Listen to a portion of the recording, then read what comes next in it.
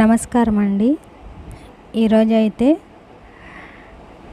తెలంగాణలో పెన్షన్ తీసుకొని వారి కోసం, పెన్షన్ రాని వారి అప్లై చేసుకోలేని వాళ్ళ కోసం ఎలా అప్లై చేసుకోవాలి అనేది చెప్తాను.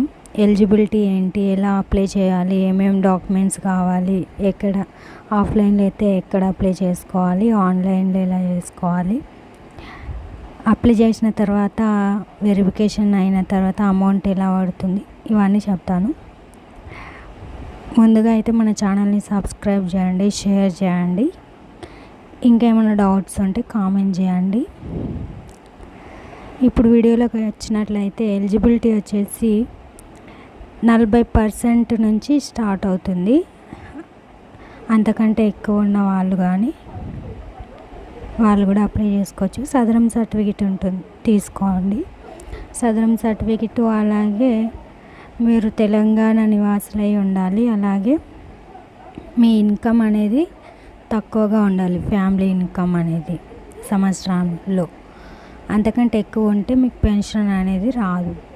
అలాగే మీరు ఇంతకుముందు ఏదైనా పెన్షన్ గవర్నమెంట్ నుండి పొందుతున్నట్లయితే దీనికి మీకు అర్హత ఉండదు. అలాగే డాక్యుమెంట్స్ వచ్చేసి Aadhaar card, disability certificate, ration card, bank passbook, income certificate, అలాగే 2-3 ఫొటోస్ కావాలి. అలాగే మీరు ఎక్కడెక్కడ అప్లై చేసుకోవచ్చు అంటే ఆఫ్లైన్లో చేసుకోవచ్చు, ఆన్లైన్లో కూడా చేసుకోవచ్చు.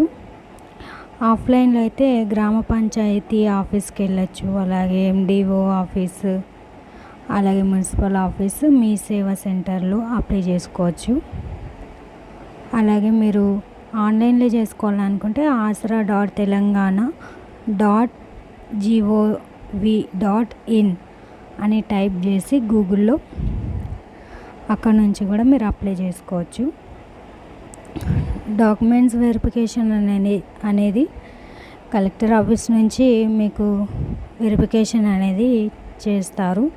అప్రూవల్ వచ్చిన తర్వాత మీకు అమౌంట్ డైరెక్ట్ మీ అకౌంట్లో క్రెడిట్ అవుతుంది. 1 మంత్ అవుతుంది ప్రాసెస్ అంతా క్లియర్ అవ్వడానికి. ఈ విధంగా అయితే అప్లై చేసుకోవాలి. డాక్యుమెంట్స్ అనేవి ముందుగానే మీరు ప్రిపేర్ చేసుకోండి. ఆ డిజబిలిటీ సర్టిఫికెట్ ముందుగానే అప్లై చేసుకొని పెట్టుకోండి. నెక్స్ట్ మంత్ కానీ అట్లా నోటిఫికేషన్ వస్తుంది కొత్త పెన్షన్లో అప్లై చేసుకోవడానికి, అందుకనే చెప్తున్నాను. ఈ వీడియో నచ్చినట్లయితే లైక్ చేయండి, షేర్ చేయండి. Thank you.